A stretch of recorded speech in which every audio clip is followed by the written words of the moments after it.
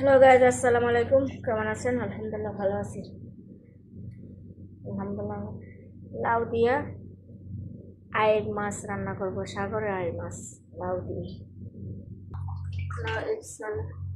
এই যে আর সাগরের আয়ের মাছ দিয়ে, সাগরের আয়ের মাছ মাছ দিয়ে লাউ রান্না করব। লাউটা এভাবে করে কাটছি। আর এখানে হলো মশলা, পেঁয়াজ দিলাম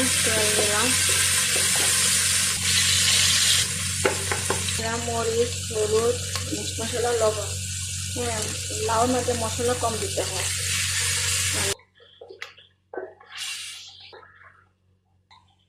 মাছটা আগে কষাবো, কষায় নিচ্ছি, কষায় উঠায় নিচ্ছি। দিলাম মাছ, দিলাম